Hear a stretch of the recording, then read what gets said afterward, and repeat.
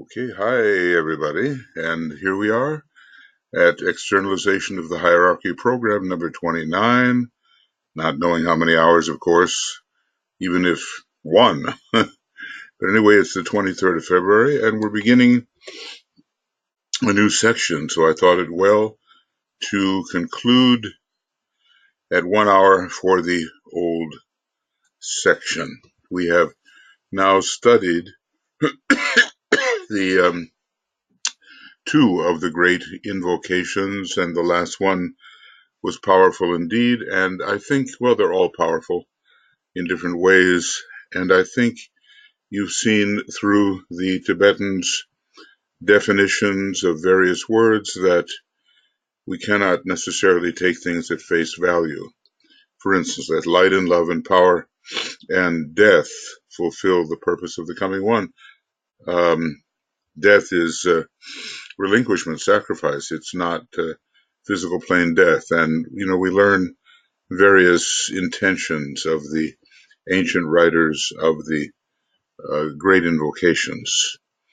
Now we're ready to begin something called the forces behind the evolutionary progress of the race.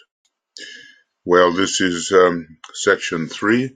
I'm not really sure how many sections we have, maybe 7 in this book, something like that. And we've done about 224 pages, something like that.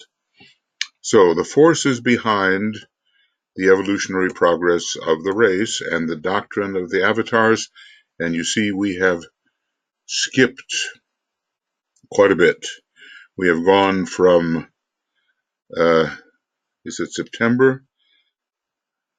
Maybe September, October, November. Anyway, we've gone from late 1940 into 1941. So at least 6 months have elapsed there. And we have to remember that in June, the very beginning of June, this Operation Barbarossa took place, where Germany opened up a two-front war and attacked Russia along a very wide frontier, very long frontier. It was the beginning of the end, and a year and a half later, Germany was defeated in Russia. As we enter the momentous month of May this year, I suppose, because of the Wesak particularly, I've asked myself if there is any way in which I can arouse the world aspirants and my disciples to a truer appreciation of the immanent significance of the presented opportunity, and also if there is any way in which I can simplify and make more real to you the doctrine of the coming one, linked as it is to the teaching of every great religion. In all of them, the idea of a subjective spiritual order concerned with the developing welfare of humanity is to be found. Well, we can see that the Tibetan's purpose is somehow to arouse his disciples and to help create a better understanding, because apparently he deems it not sufficient, and the degree of arousal not sufficient. So he works for simplification. You can kind of imagine a university professor coming into the kindergarten and trying to convey something of what he knows. So every great religion, he says, the doctrine of the coming one has as its central point, even though the names will be different. And that's something which the modern Orthodox Christian has to understand, that other flocks have I which are not of this fold, as the Christ has said, and one has to share his leadership with others who may call him by a different name. And right there, a certain amount of pettiness is to be noted, and selfishness and exclusiveness, and separations caused by the misinterpretations which are the result of the application of the concrete mind without broader understanding. This is an age of culminations, climaxes.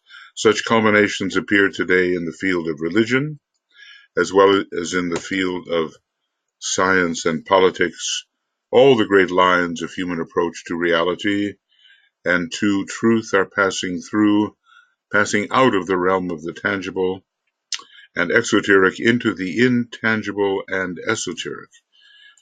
So, the ethereal promise of the Aquarian age is occurring, and we're moving into an appreciation that the true physical nature of man is the etheric body. And, this is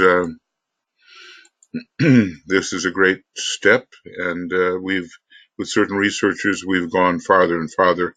It isn't widely accepted, but the emphasis upon health and sort of vitality, let's say, which is akin to prana, this has emerged, and we are heading in the right direction, let us say.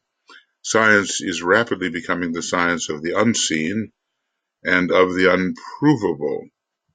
Well, maybe more towards provability has come about, and we're moving into the occult mind, and we're moving from the Martian science into the Uranian science. Well, it's said of Mars it's objective and full of blood.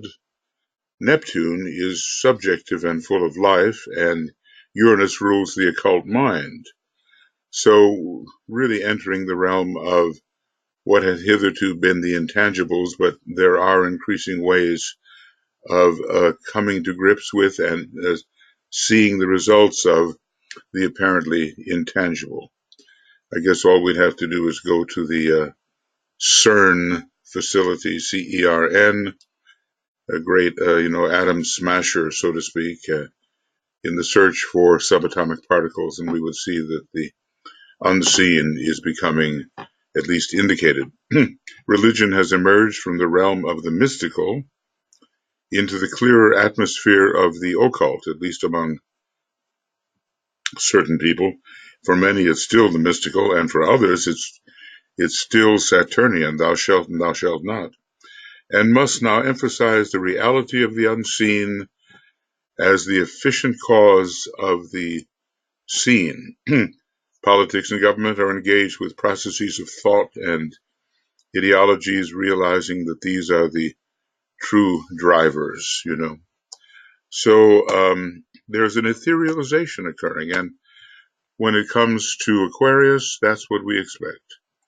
An etherealization indicating the importance of the etheric dimension of man and of all life forms, and I suppose of ideas as well, given the magical process.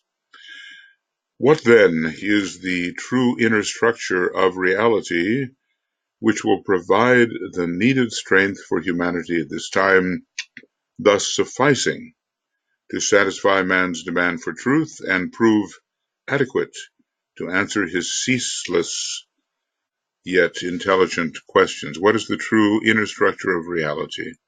That's what we're looking for here, that will fulfill these requirements. I'm just struck by how much patience the masters have and how much they have to have, because things move very slowly here on the outer plane.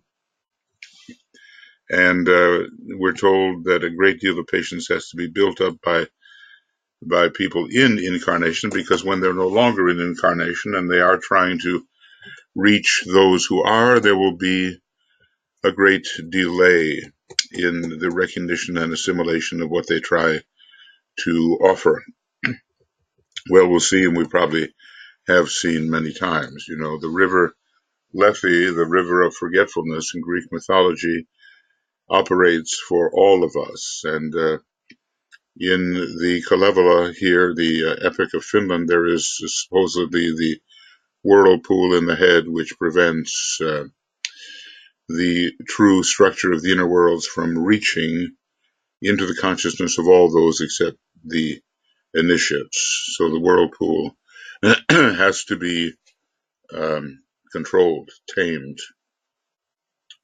I would assert here that the great and satisfying reply to all human questioning and human need is to be found in the doctrine of the avatars and in the continuity of divine revelations. Now, there are certain religions that feel that their particular exponent or teacher or prophet has said the last word in religion. That, of course, is the result of the concrete mind seeking some kind of changelessness, resting place, So, of course, it's a great obstacle, and one day the people have to awaken to the obstructiveness of such an attitude.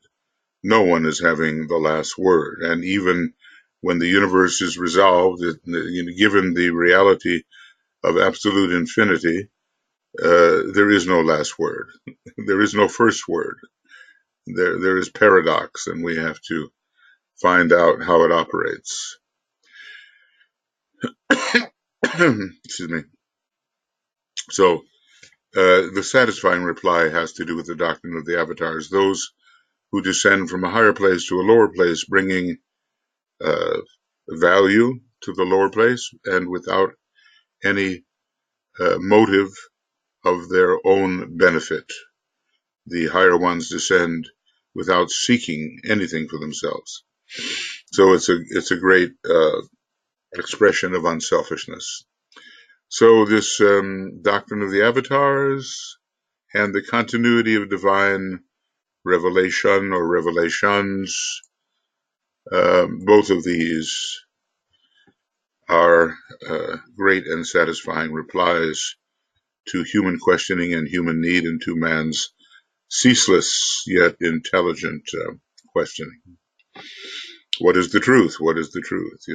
Probably Pilate thought he was being very clever and very intelligent by laughing at such a question, But of course, he was exposed to such an intensity of a historical event that by now I'm sure he's learned. This is the persistent belief, ineradicable and unalterable, that at major moments of world need, God reveals himself through his appearances through a coming one. Now, for us, the Christ is the coming one. There has been, the attempt recently in the Great Invocation to change the word Christ because of its religious connotation to the coming one. Okay, maybe that's going to work for some and maybe not for others, but for us, at least, we do know that there will be a coming one, and that coming one will be the Lord Maitreya, whom we have called the Christ, the anointed one, the christened one, the one who carries with him the great blessing of the higher worlds.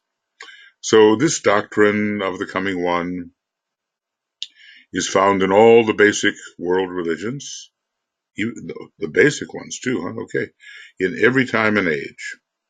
It appears in the doctrine of the avatars of the Hindu faith, in the teaching of the return of Maitreya Buddha, or the Kalki avatar, in the belief in the Western world in the return of the Christ and his advent and second coming, and in the prophesied issuing forth of the divine adventurer of the Muslim world, which is interesting.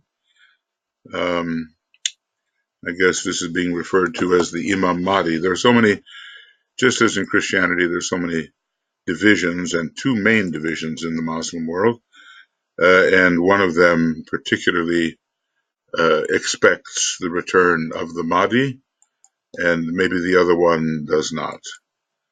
That's the impression I got. All this is tied up with the undying belief of mankind in the loving heart of God who ever meets man's need. The witness of history is that always the appearance of man's necessity has been met with divine revelation, and we can expect no different at this time. There is a great underlying forgivingness, a compassion, a giving of the gifts of the Spirit, to name a book by Dane Rudyard, the giving of the gifts of the Spirit, which meet man's need in that hour of dire necessity, such as we are now passing through.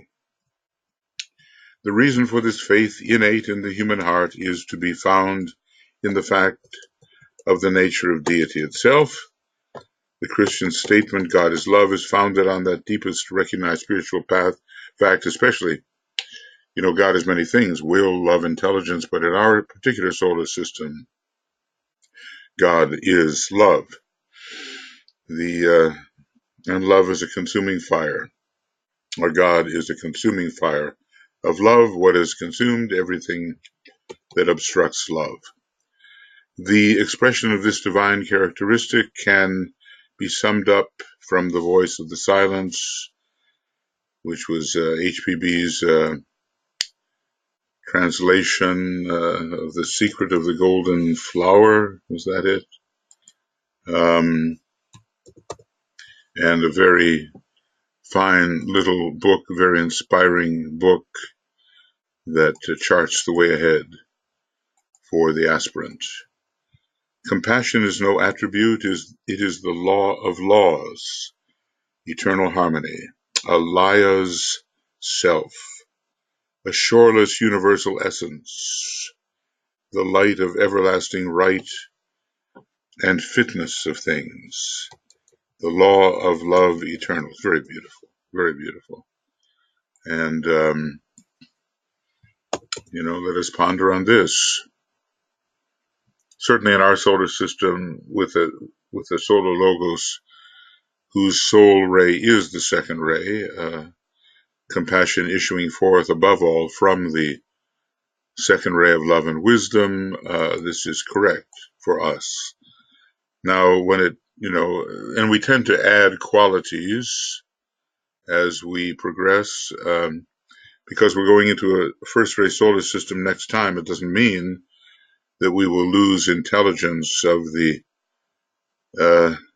first major solar system, of the love of the second, while we practice the will and the will to good of the third and final solar system, except for the composite of all of them, which makes a seventh in some mysterious way.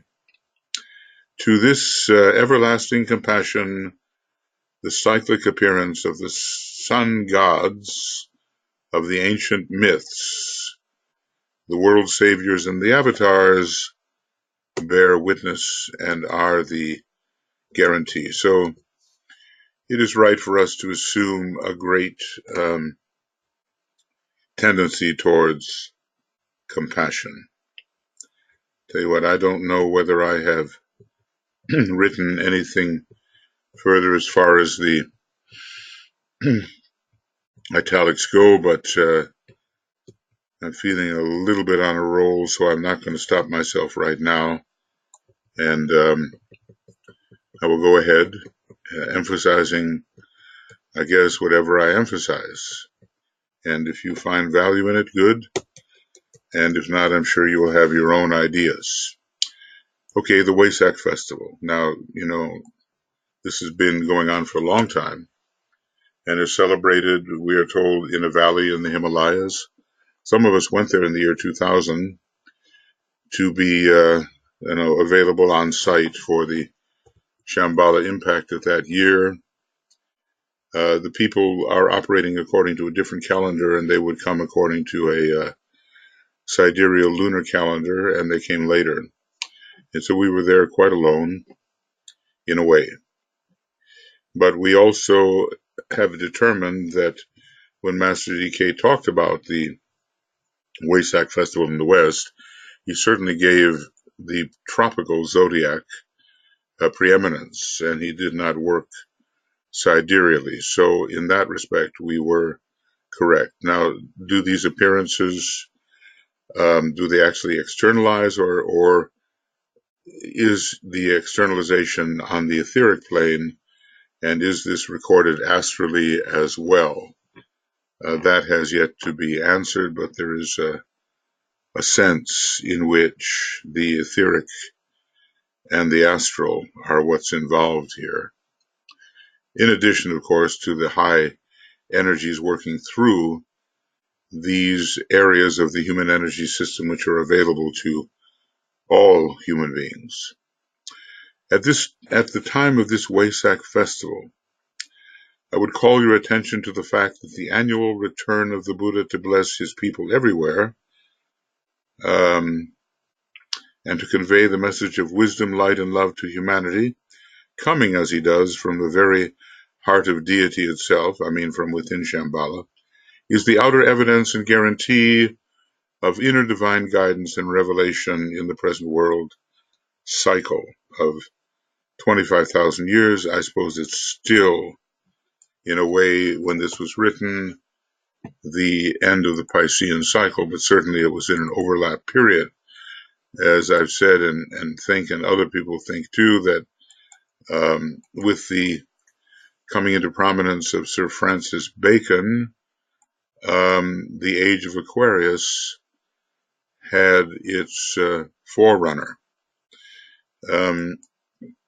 because he had so much in Aquarius in his chart, and he, later was to become the Mahachohan, and he began all kinds of Aquarian reforms and directed man's mind towards science and experimentation, thus the fifth ray, which is prominently expressed through Aquarius. I'm not talking about the ray which accompanies the 2,500-year period, which can be any ray, and according to a cycle which the interior ones know. I'm talking about that which Aquarius always expresses at this time, the fifth ray. And although Leo is the major expressor of the fifth ray, as we've been told, Aquarius soon will be. Year by year he returns for a brief minute, 8 minutes really, right? Isn't that it? 8 minutes. He reminds us that God exists and ever loves, that he, God, the planetary logos, Sanat Kumara, as a representative of that logos and his extension, that he is not unmindful of his people, that the heart of the universe is unalterable compassion, and that man is not alone.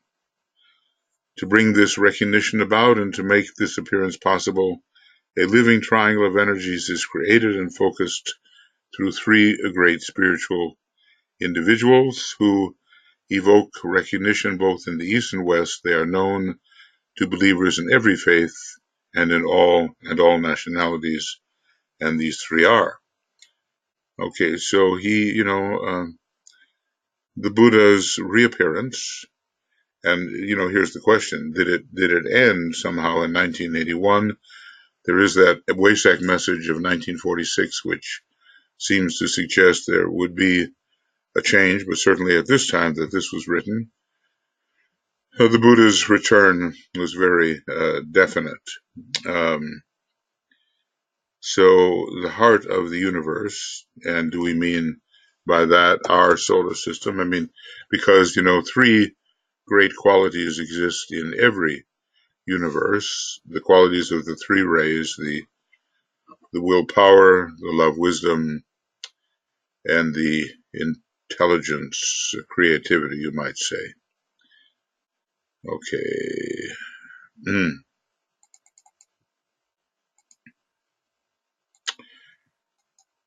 So, who are these three individuals that can make this happen? And we see them. The Lord of the world, the Ancient of Days, Sanat Kumara, the planetary logos, because he certainly is an extension of the planetary logos.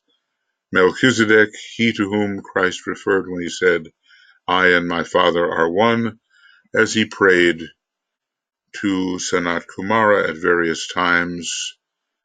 And when we say the Lord's Prayer, it may be to Sanat Kumara, but it's also towards the solar logos, DK informs us.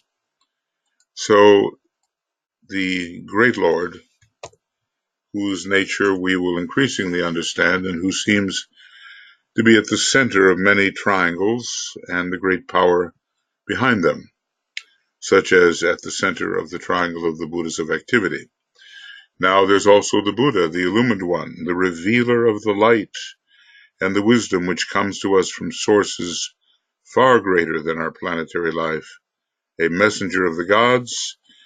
Obviously, there's a lot of third ray here and a lot of Mercury, just as in the case of decay.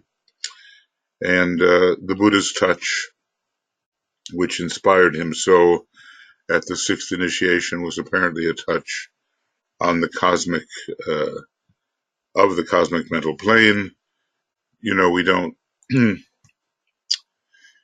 we don't know what level of the cosmic mental plane, but a touch from the cosmic mental plane.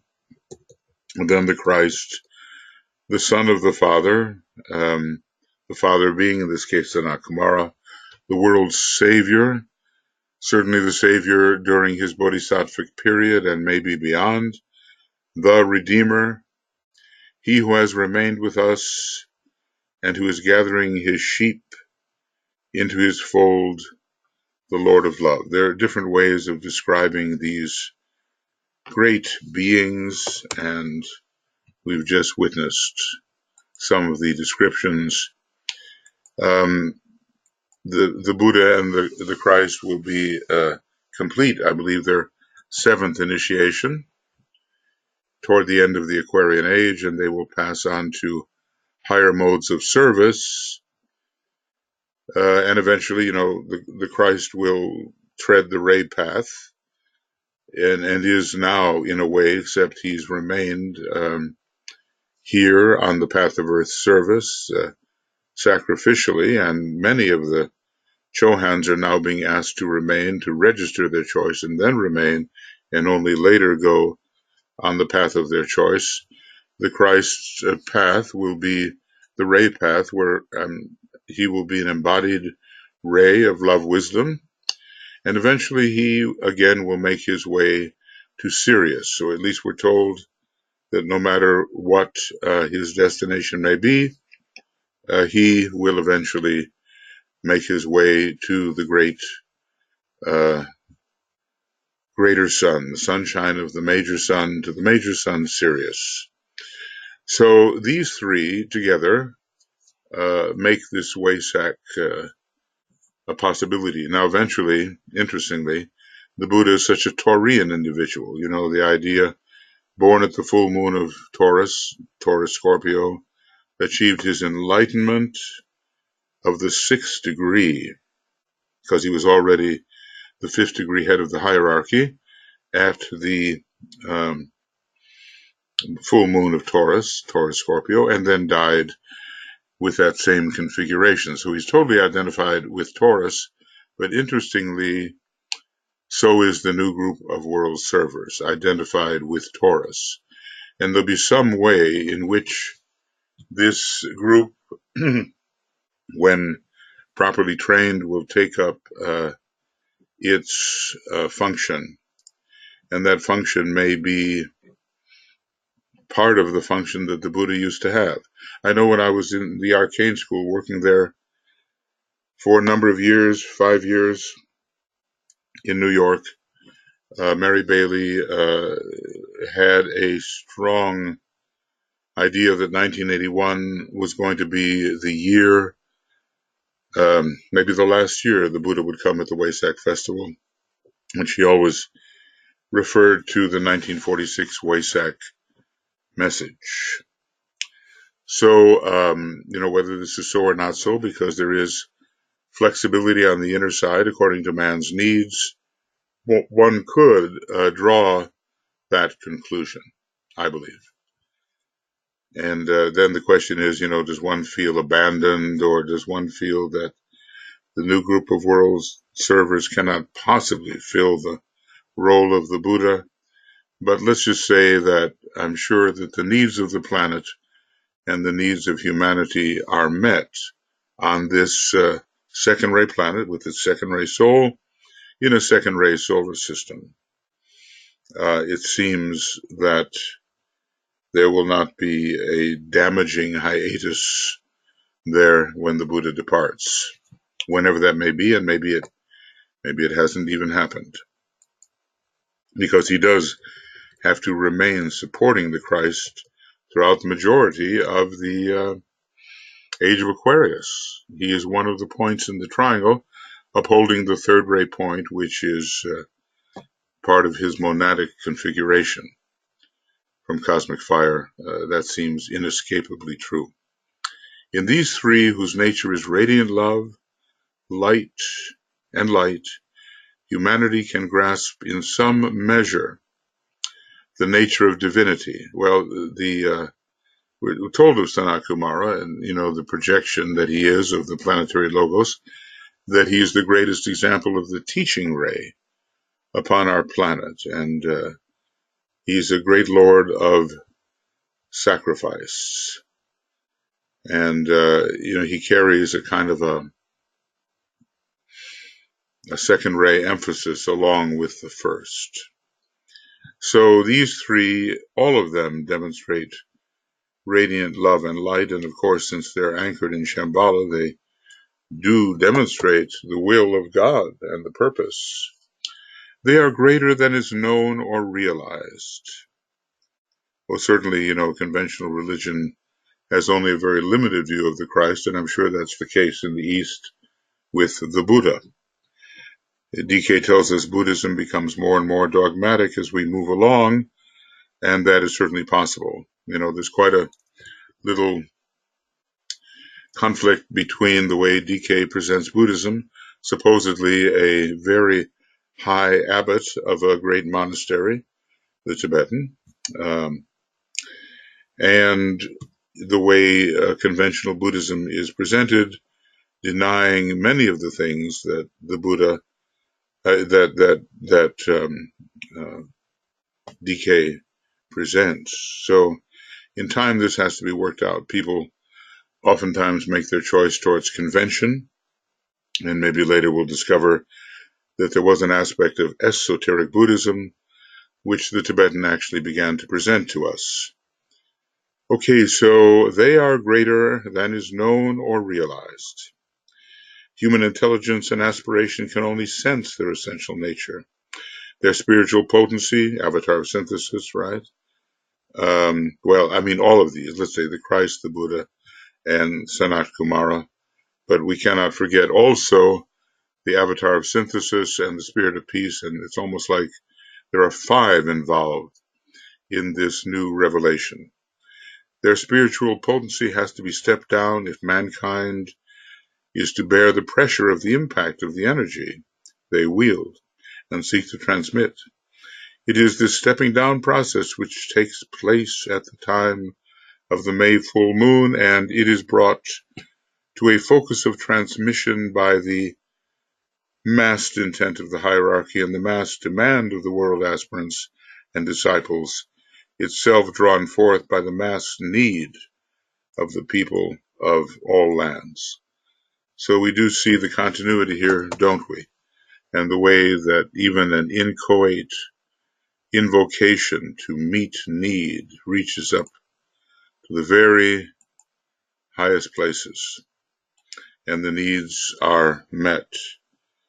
I think, we will learn to discover the compassion side of our nature as we rise along the emanative chain, or the emanative stream, I call it, because that's what we're doing now. We're rising along that stream, and we will discover that it's always been a deeply essential part of our nature, as all the aspects of divinity are. So hierarchy is needed here. The disciples and aspirants are needed, and the demand that must be met is that of humanity as a whole. And this is really how an electric transformer works. You just can't send certain voltages into forms that can't bear it. So there is a modulation always of the original intense energy to meet the capacity of those who receive. Here, my brothers, is a simple statement of the facts, which must be grasped by all of you who seek to participate intelligently in the Wesak Festival and who are anxious to work as transmitters of the spiritual energy which will at that time be poured out onto suffering humanity. I think we can all understand this, right? And obviously, if we were faced with external crises of the kind that were occurring just 1 month before the invasion of Russia, we would be eager to help too. Obviously, the Tibetan knew of the amassing of forces there, opening up a two-front war for Germany and bringing untold suffering to the Russians and to minorities within Russia, bringing great suffering through this invasion. This Wesak festival in 1941, we could go there and find out when it would be. I mean, how would I do that? Just bear with me here for a second. I might try to change this a little bit. So here is transits for 2019, but let's just, suppose we wanted to somehow change this altogether and say this is February of 1940. Okay, because, that's a little bit before, isn't it? And then we would look up here. This is not an advertisement for Solar Fire software, but they're very good, very good. And here it is, 1940, 1941, and the Wesak Festival is when? Here it is, May the 11th. And here in Finland, it would be at 7:15 in the morning, and in the United States on the East Coast, probably be something like 12 midnight, Anyway, this time has passed, but there it is in the middle of May, 1941, the actual full moon in Taurus. Okay, well, that's how you find it, you see. Okay, that's fine. And we get rid of that. And do we need it? No, we don't need it. And now we can, we'll let it go. So the Wesak Festival in 1941 can prove to be a changer of conditions and a major turning point in the life of mankind if every spiritually minded person can bring himself to the needed point of selflessness, discipline, purity, and resultant receptivity. DK is holding out very high hopes for the marshalling of the energies. Of course, the war did go on, so probably the full ideal of what he had hoped did not materialize, but he always offers opportunity, doesn't he? And he always tries to charge us with a sense of responsibility. There are certain fundamental truths which lie behind all revealed religions. They are essential to the spiritual growth and the progressive realizations of divinity by man. Certain fundamental truths. Okay, that's the main idea here, and they are found in all the revealed religions. Okay. They are essential to the spiritual growth and the progressive realizations of divinity by man. All else found under the term doctrine and allied phrases are but expansions of these fundamentals, explanatory in nature, expressive of human interpretations and formulations of evolutionary recognitions. So it's the fundamentals. There are certain fundamentals of truth.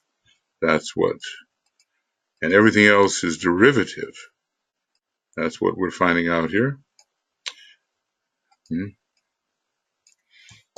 Yep, everything else stems from them. Okay.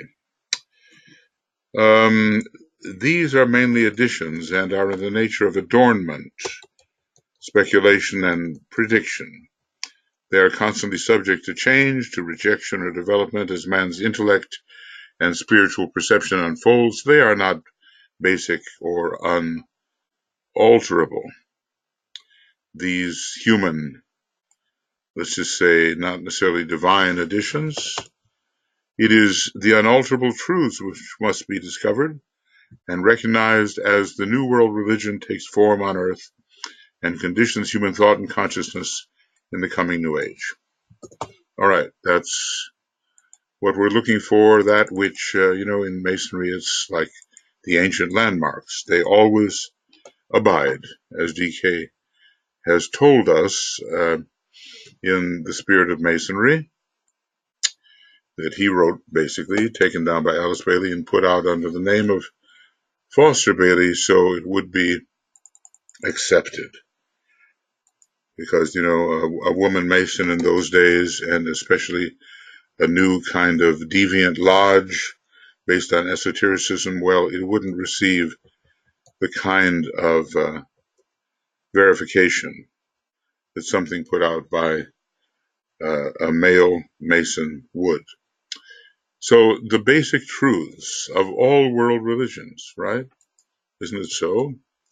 Of all revealed religions, fundamental.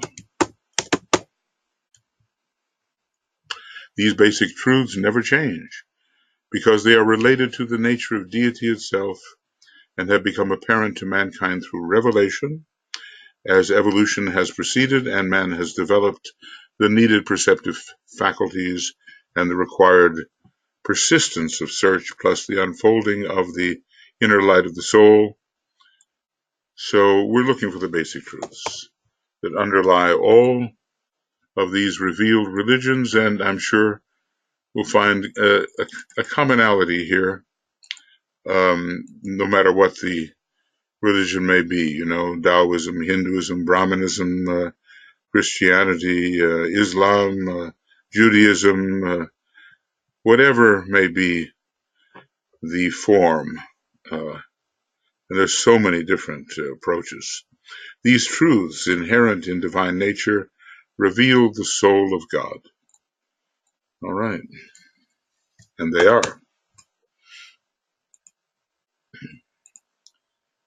The law of compassion. This is the truth of right relationship, of loving understanding, of actively expressed love. It is the foundation of brotherhood and the expression of inner unity, gift of Venus and Neptune. One might say the law of compassion.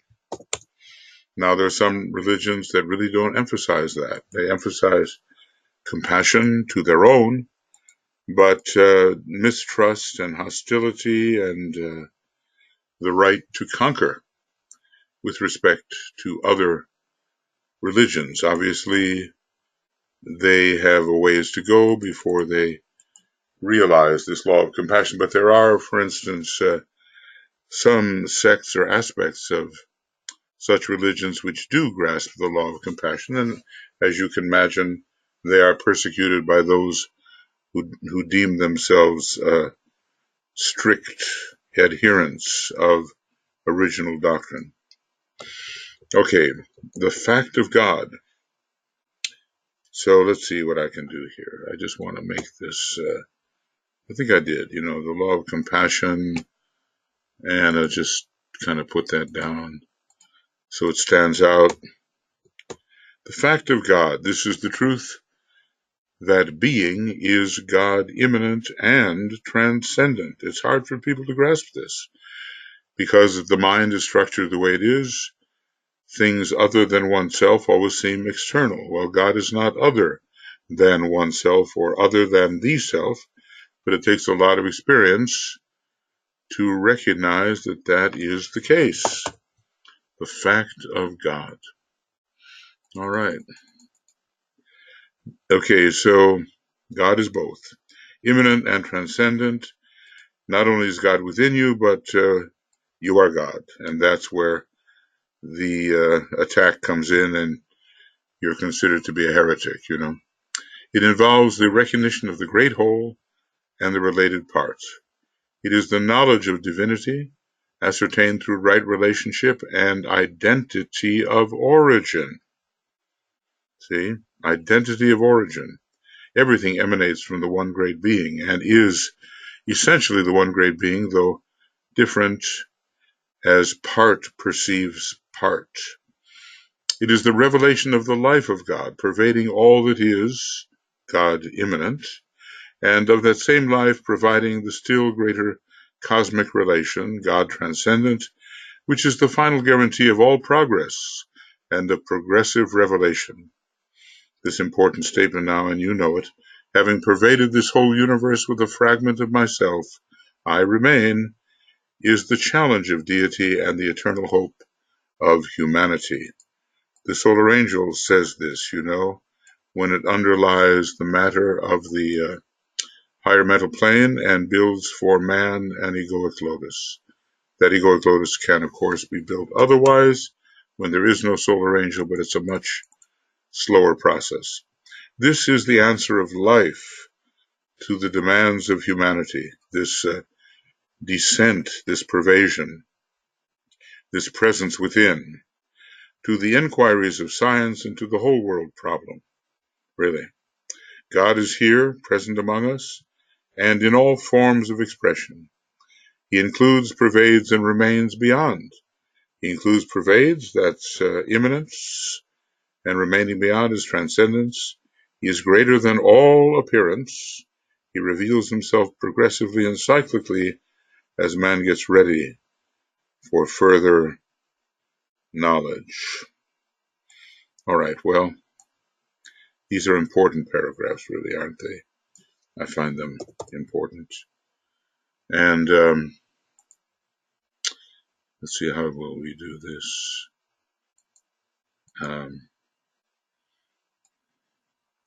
Just grasping what God is, you know, and the fact that there can be no way to be excommunicated essentially. It's a perception that comes when one's form is not adequate to the registration of the ever-present God. This idea of excommunication held over people's heads as a great threat.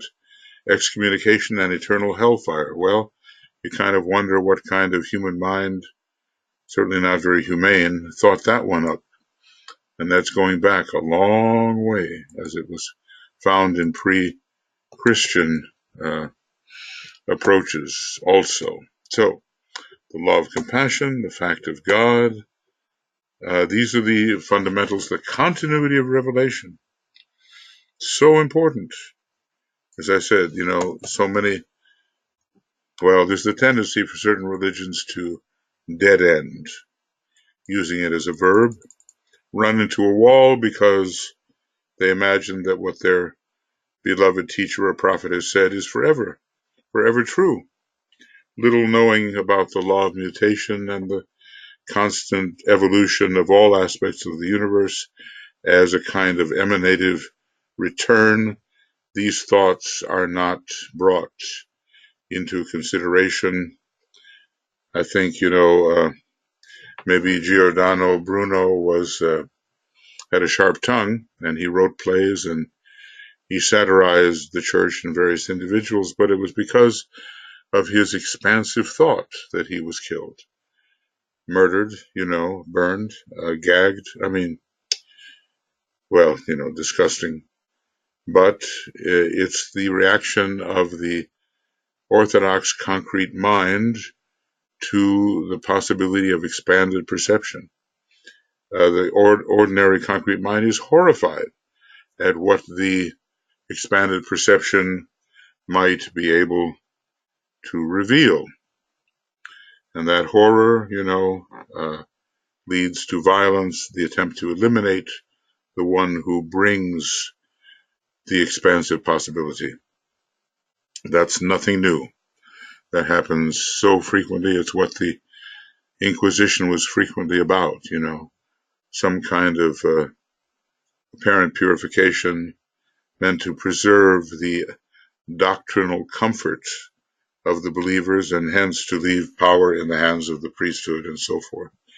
Ever down the ages and at each human crisis, always in the hours of necessity, at the founding of a new race, or in the awakening of a prepared humanity to a new and wider vision, I think that's what we face now.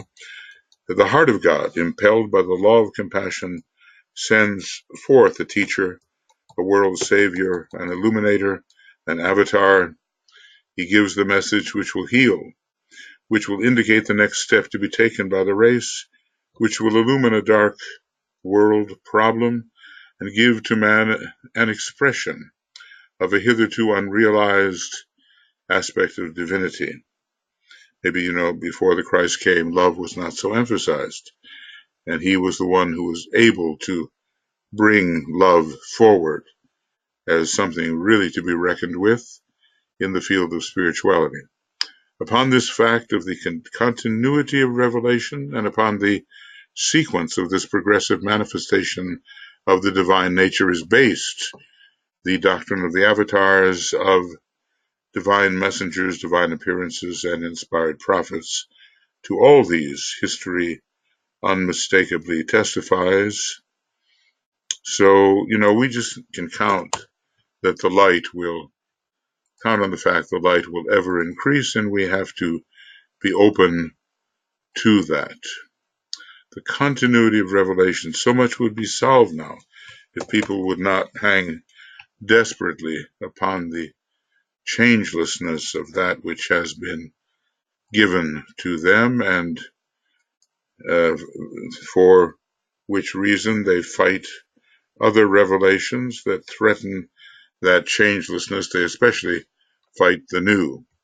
To the reactionary, there's nothing worse than the new, which threatens the fortress of form in which he believes.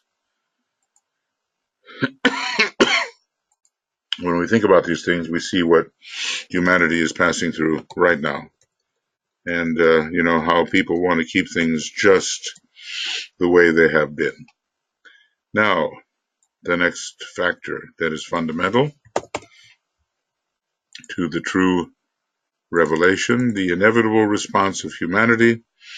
I have expressed in these simple words the instinctive spiritual instinct, first initiation, right? I have expressed in these simple words the instinctive spiritual reaction of man and of the undying human spirit to the three above foundational truths, and let's review them.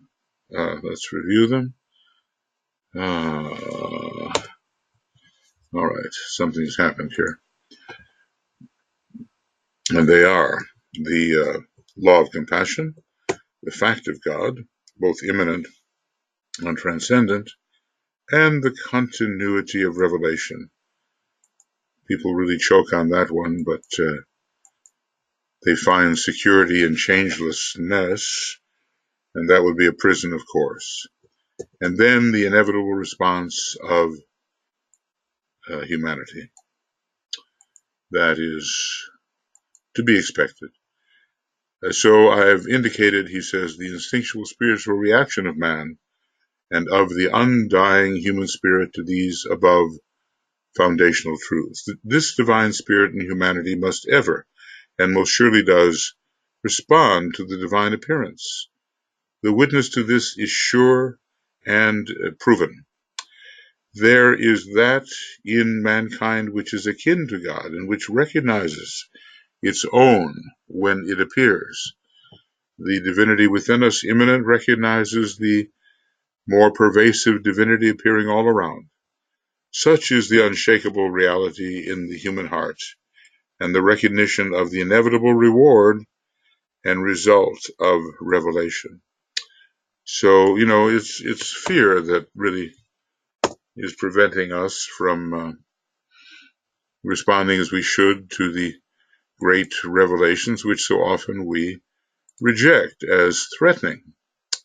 They threaten what we are holding on for dear life, or should I call it dear death, um, to render us secure. Progress, transcendence, other things. That seems to be it. So this is an important chapter on the doctrine of the avatars. Now here's progress. And we will accentuate that. Probably these were italicized in some ways, but we'll get the idea here. It'll be enough. Okay, there's progress. It's gotten bigger and bigger. That's progress, right? Okay. The reaction of the individual man and of the masses of men to the continuity of revelation historically proved. And that's so important because people can deny it, but we just go back into even that tiny history of humanity which we do have, and we will see the emerging of the teachers, of the leaders, of the inspirers, and so forth. Historically proved cannot be denied. It is the basic fact of religion. The types of that revelation may vary, but each new revelation given in response to human need and demand has ever led humanity onwards towards a steady, brightening goal and a greater glory. And that's really important. I remember DK was talking about, was it Vyasya? He was talking about this continuity of appearing teachers and that the whole message of immortality came from Vyasya. I believe that was his name. We hear of him, in Hindu mythology, and certainly with the kind of hope given there for immortality when it had been crushed out by materialistic perception, aided and abetted by the obstructive Black Lodge. That hope has led people onward towards a steadily brightening goal and a greater glory. The revelation may come on varying levels of human consciousness. It may be the revelation of new lands to conquer. Well, that's often a first-rate kind of revelation, as when the Hebrews of ancient days saw Canaan and transposed that perception into their dream of the promised land, which came from an earlier solar system altogether. It may be the revelation of new lands to conquer, terrestrial or mental, and DK tells us about the second-rate type that his highest attainments are never enough in the field of knowledge. Some person pointed the way. It may be the recognition of new laws and facts in nature, scientifically grasped and used. E=mc² was such a thing. That formula was not in the possession of humanity before Einstein wrested it from the inner ashram. It may be the response of intelligent man to increased knowledge, producing a new type of civilization, Lord of Civilization, third ray. Some liberated spirit pointed the way. Always some exponent of a ray, which is the quality of that which must emerge. It may be the response of the human heart to the heart of God, leading in to the mystical beatitude and to the recognition of spiritual being. Well, the great religions bring this forward, and the Sermon of the Mount must have been really something to hear. It may be the reaction of man to some new teaching, some further unfoldment resulting in a new and enriched religious approach to the center of life. Some messenger pointed the way. He has this litany going about how important it is for people to emerge from the heart of God, pointing the way ever on further, ever on ahead. But always it has meant progress, a moving forward, a rejection of some existing limitation, a repudiating of the undesirable and the evil. Always it involves the recognition of the possible, the ideal, and the divine. Eventually for us and immediately ahead, it's the recognition of the monad. So some messenger, some teacher, some illuminator, some conqueror, whatever name you want to use, pointed the way. pointed the way ahead. And, because of that litany that he uses, you know how important it is. So revelation, what is the assumption here? That, I'll just say it, write it maybe in this way, that continuity of revelation brings continuity of progress for the human race. I think, we cannot find fault with that. And, our period of consciousness in this universe is very, very slight so far, self-consciousness, compared to what lies ahead for us. I think just the way the history of humanity has been much compressed by the best minds of science at the moment, so that what took place millions and millions of years ago is not even reckoned as indicating an intelligent humanity, much less, a civilized humanity.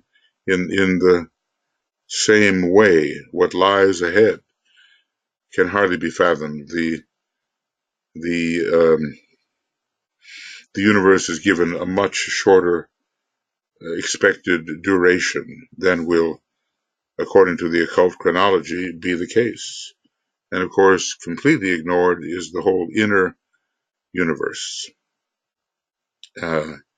and its possible duration. I mean, when you have even the duration of a solar logos, according to the Hindu chronology, lasting some 40 billion years, and science tells you your universe is going to last 15 billion to 18 billion years. There's a huge discrepancy. Let's see who turns out to be correct. Basically, we've been told by Master KH that scientists who study geology will have many theories to revise as the necessary discoveries are made. The last 200 years, we had, I think, from Bishop Ussher, the idea that the world was created in 4004 BC and at 9 o'clock in the morning. Okay, well, the absurdity of that in the face of modern discoveries is patent to us, but it wasn't patent to the people who believed it at the time, and it made things so small and so compressed that they seemed manageable.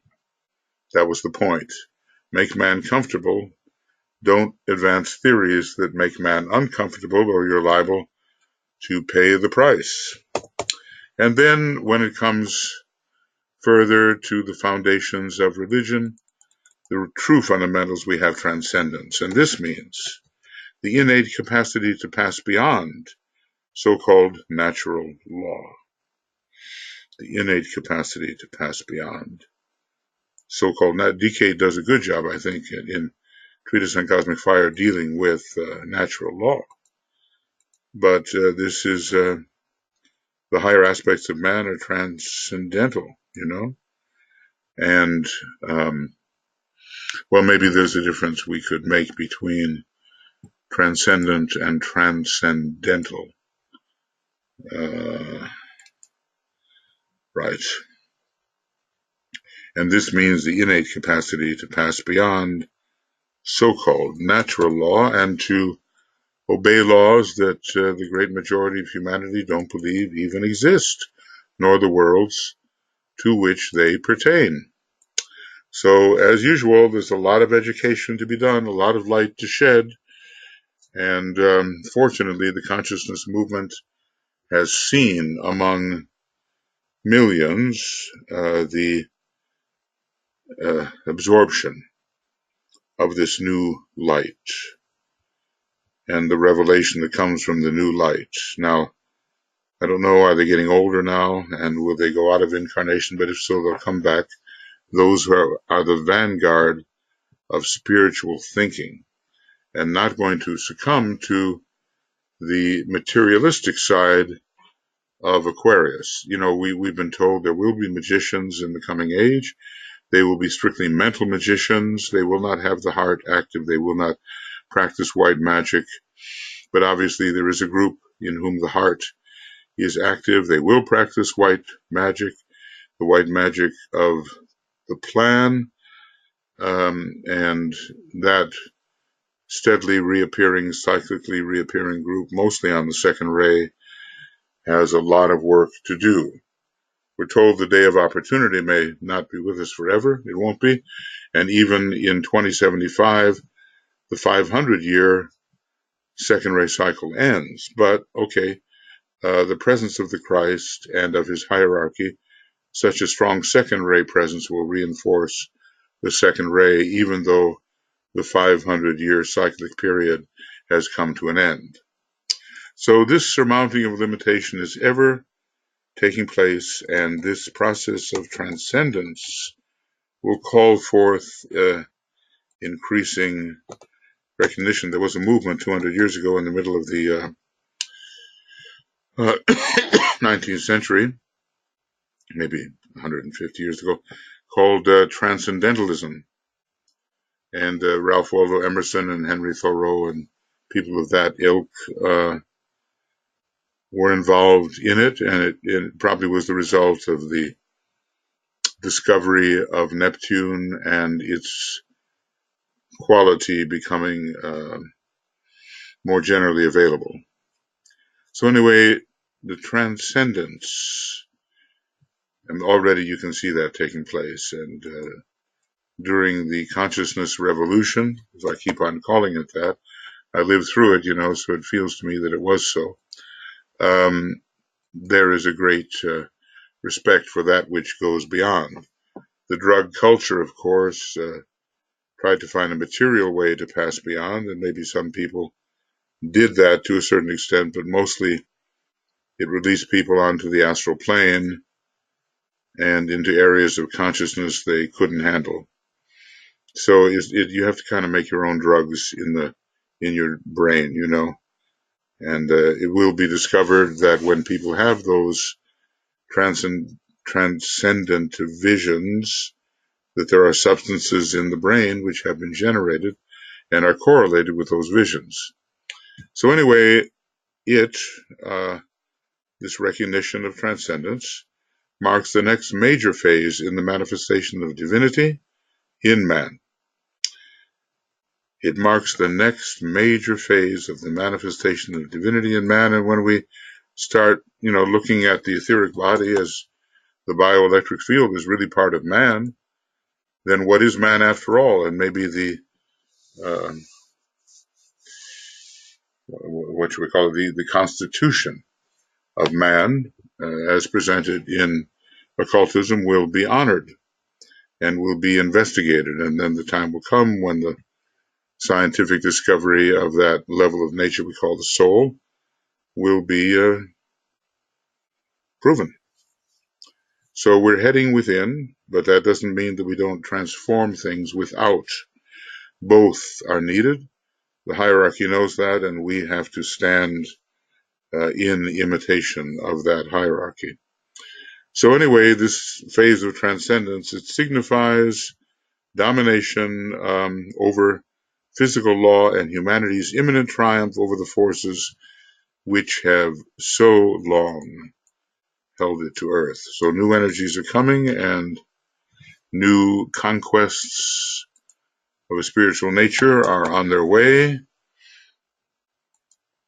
And this is largely unsuspected. And, imagine this is written 80 years ago, but how much more this should be the case now that instrumentation has increased in sensitivity and some of these subtle fields are actually being detected. Of this transcendent, the present mystery over the air, or mastery over the air is the symbol. And there were days when we couldn't fly like the birds, right? And have you seen the airplanes now? Of course, that's not quite the same as beam me up, Scotty, and the transposition of material arrangement through space Of this transcendence, the present mastery over the air is the symbol. Man is rapidly mastering the four elements. He cultivates the earth, he rides the waters and goes beneath them. He controls the electrical fires of the planet, that is, through electricity, and he flies triumphantly through the air. The question now emerges, what, my brothers, next? Another transcendence lies ahead. It is one of the things which the coming avatar will reveal.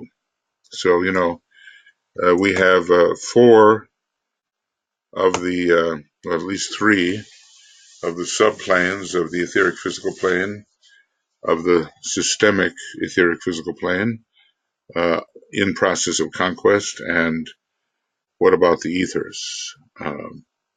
More is to come. Always there will be transcendence, and even at the end of a universe, there is transcendence into the self-perception of the absolute deity, which is absolute infinity. Okay, with the lesser leaders whom the human spirit evokes to its assistance, I shall not deal.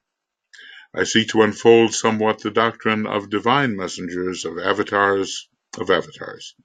From whence come they? What is their nature? Who are they? And what is their relation to humanity, to the hierarchy, and to still greater groups of lives? These are questions which normally arise and need clear answering. Well, let's see if I've gone beyond an hour, but at the same time, it may not be possible to continue here. Let's just see. Well, what I'm going to do, and it won't take too long, is go down to the beginning of the next chapter or section, which is on divine intervention. But I think I can stay with this for a little while here, as we think that humanity's needs are answered by various kinds of avatars. They are invoked and thus evoked. And there's a bit more here that can define their nature, and I think we can take that up now. An avatar is a being who, having first developed his own nature, human and divine, and then transcended it, is capable of reflecting some cosmic principle or divine quality and energy which will produce the desired effect upon humanity, evoking a reaction, producing a needed stimulation, and as it is esoterically called, leading to the rending of a veil and the permeation of light. Wonderful definition. And because the Christ and the Buddha have both had cosmic touches in their sixth initiation process, they are both avatars. There are higher avatars, of course, and on it goes. But this is so interesting that they do bring a kind of liberation, because they do rend the veil for an encapsulated or curtained or cloaked humanity. And there are also avatars that relate to the other kingdoms. I'm thinking about, Steve Irwin. It's some kind of anniversary of his death recently, and his involvement with the animal kingdom was extraordinary. And he was stabbed in the heart by a stingray, Some people think, well, why didn't he leave those animals alone? But his intention was good. And he was able to bring a closer relation of humanity to the animal kingdom. And there's been generally a war between the lord of the human kingdom and the lord of the animal kingdom. And he was reducing that. And, he paid a price, a big price. It's so symbolic, amazing. But anyway, his orientation, it seemed, was even more towards the animal kingdom than towards the human, and he was creating a bridge. And maybe there are, as humanity assumes its proper role. Avatars towards the plant kingdom and even the mineral. Will they be recognized? Certainly they're not recognized by the unconscious kingdoms. Maybe a little light comes in the animal kingdom. Anyway, there are multiple definitions of avatars, and this is a good one. Develop yourself and go further, and then bring it down to stimulate a group that needs the stimulation and give them a measure of freedom through that stimulation. And all of this is an act of pure altruism. It's not so that you can gain anything from it. Some engage with the lower kingdom, not only for the benefit of the lower kingdom, but so that they themselves may do something necessary and thereby gain. But DK talks later about the fact that avatars descend without any thought of gain. So the permeation of light, leading to the rending of the veil and the permeation of light. Christ, his sacrifice rent the veil of the temple in twain. Now, is that a literal fact, and did it symbolically occur on the outer plane, or was it so that the possibility of rending the Temple of Solomon, the veil over the Temple of Solomon or within the Temple of Solomon, achieved some kind of stimulation, and it became easier for people to leave the confines of the causal body? This energy may be generated within the human family and focused in a responsive messenger. It may be generated within the planet itself and produce a planetary avatar. Well, maybe a responsive messenger is someone like Lincoln. He's a racial avatar, and quite the opposite of Bismarck, according to the Tibetan, who, being an avatar of blood and iron, represented Mars. He even was an Aries, and representing the lords of form and of dominance. Both were on the first ray, of course. This energy may be generated within the human family and focused in a responsive messenger.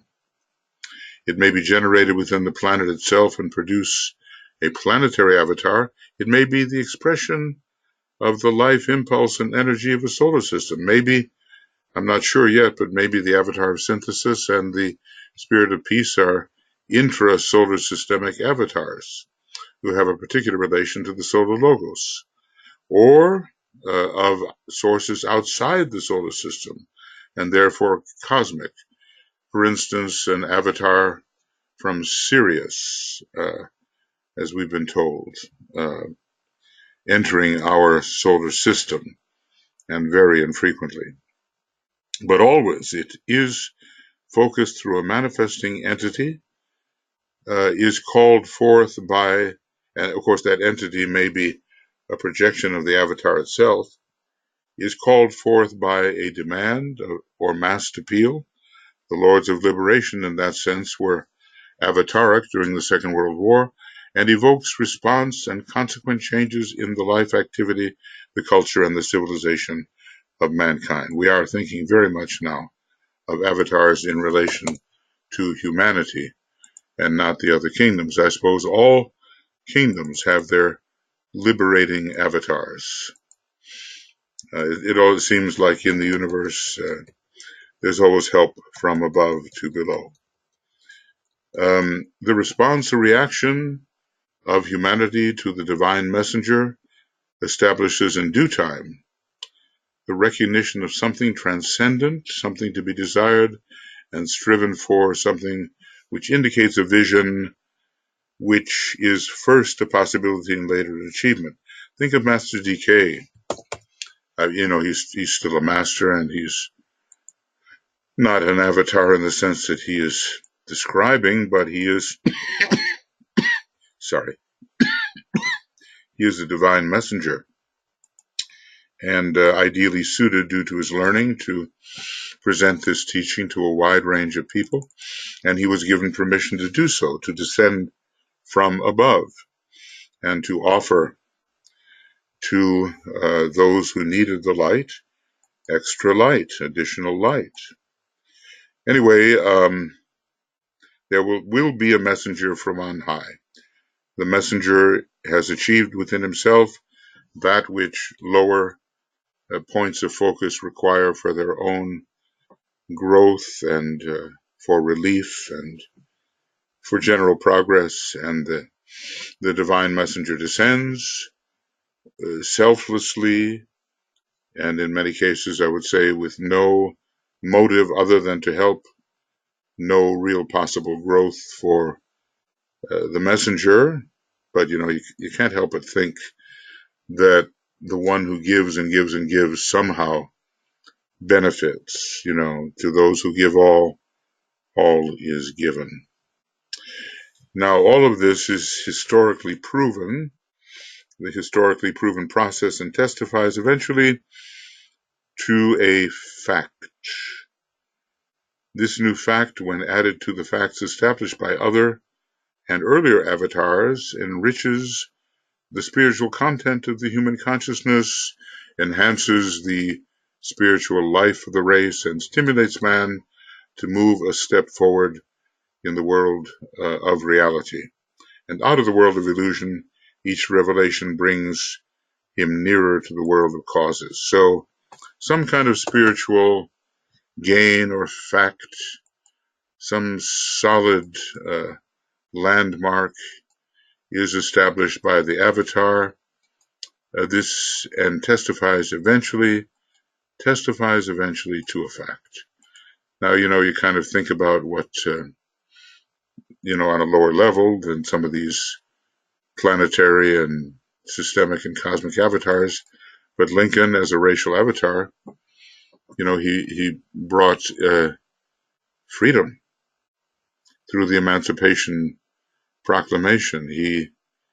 He is said to have freed the slaves, at least in principle. It took a long time to work out, and it corrected a great error on the part of the colonists who continued the slave trade by offering money for the slaves. It would have dried up immediately if there was no demand, and Lincoln corrected that, and he was, at a little human level, an avatar of synthesis. Think about that. Why would that be so?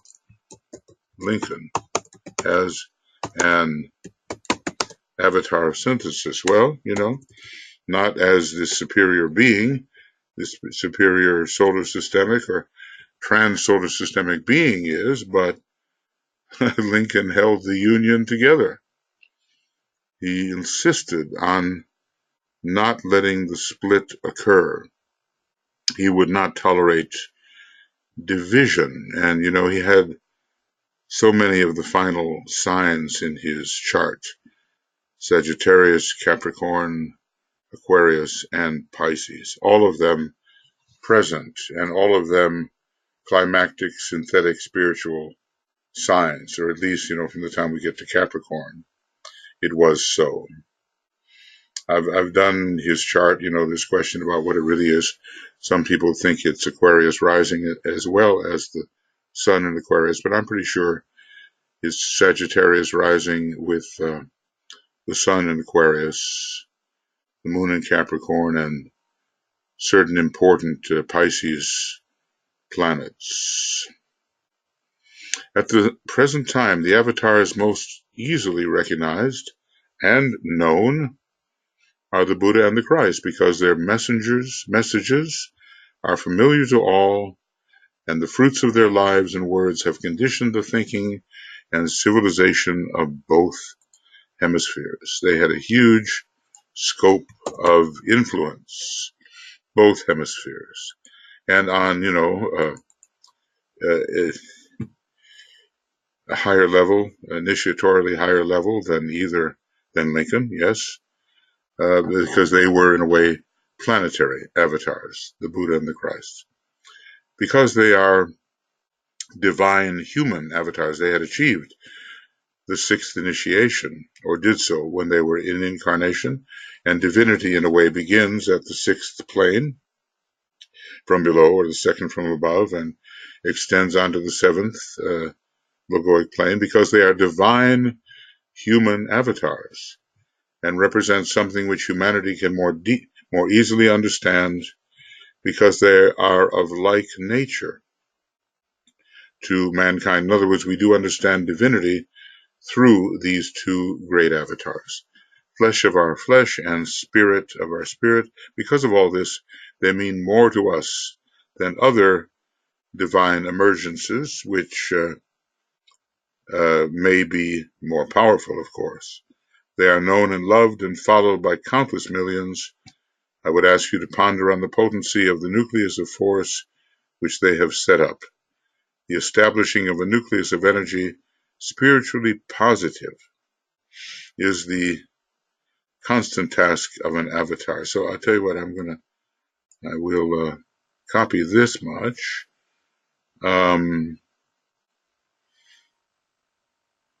Yeah, they've conditioned millions and millions and have set up a center of force to which today, 2,000 years later, 2,500 years later, people are still responding. And without that center of force which they established and the idea of their presence, so many would be in despair, you know. The establishing of a nucleus of force, nucleus of energy, spiritually positive, is the constant task of an avatar. So that's one of those emblazoned sentences.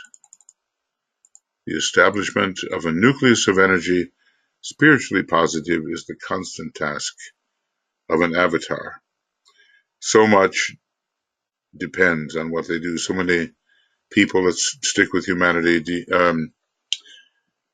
will succeed or fail because of the presence of this spiritually positive center of energy, nucleus of energy, and really because of the presence of the avatar behind the scenes. The Christ is always present, and even the Buddha comes from a very, very high position as a representative of our planetary God and is present among us. Well, he's always present, of course, but present among us more visibly for 8 minutes a year. So what does an avatar do? He focuses or anchors a dynamic truth, a potent thought form, or a vortex of attractive energy in the three worlds of human living. Then, as the centuries pass,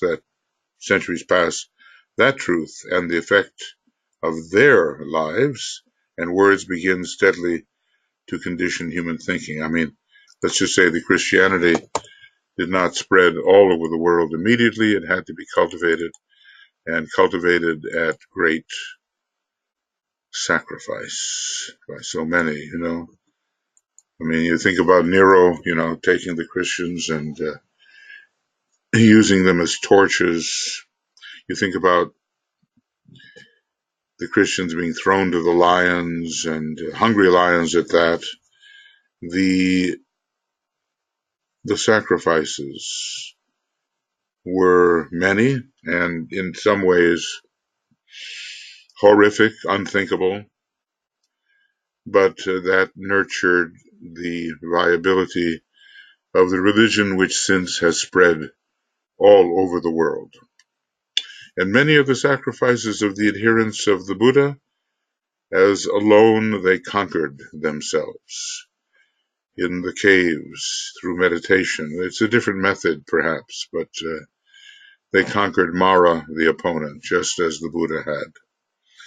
The established thought form that they bring increasingly acts as a transmitter of divine energy as it expresses a divine idea, and this, in time, produces civilization with its accompanying culture, religions, policies, and educational processes. So they really bring for humanity great structures of training and of the cultivation of values such as civilizations. Without the seed, there would be no civilization. So they are not lords of history per se, but because of their gift, history is made. Thus is history made. It says, history is but the record of man's cyclic reaction to some inflowing divine energy, to some avatar or some inspired leader.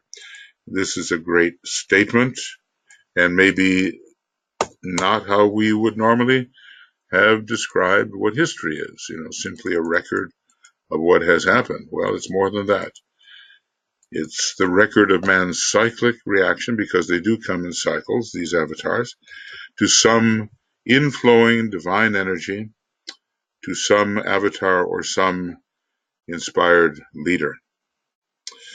So great are these positive influences coming from above the normal vibratory level and conditioning the forms through which we relate to each other within humanity.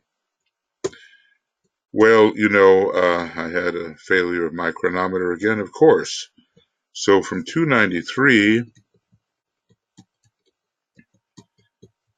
somewhere here, From 293, okay. And I guess the not using the italics didn't hurt too much. From 285 to 293.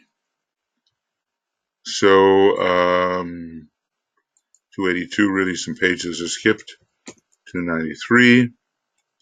And let's see how that works out here to keep some kind of continuity going so we understand where we've been. It's really important. You know how it is, you want to be understood, you say what you say, then you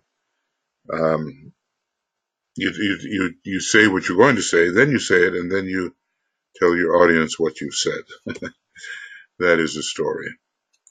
Okay, so that's number 9, and basically we've gone from 282, kind of,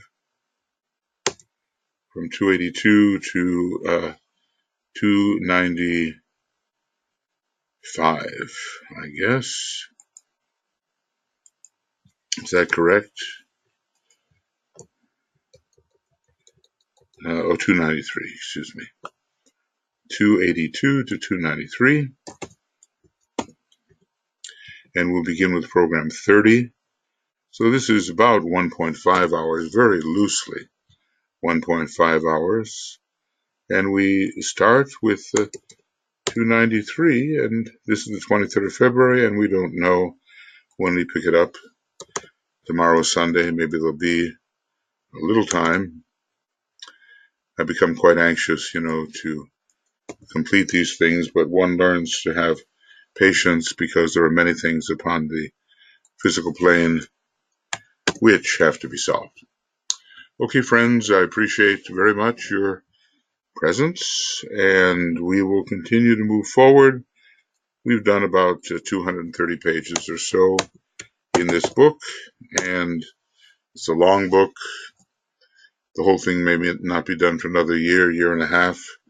Let's see, and the closer we get to the end, the more current it becomes, but we still do need Master DK's interpretation in his forthcoming installments of the teaching, his bridging treatises. We need what he thinks of what's happened during the last 75 or 80 years. We need that from 1950 and 1949 to 2025 and following. We want to get his evaluation, his assessment of the time we have lived through, how the hierarchy views what has happened. And I'm sure that retrospective has to come. The big question is, how will we recognize that it is Master DK writing when so many excitable and ambitious people want to be the amanuensis?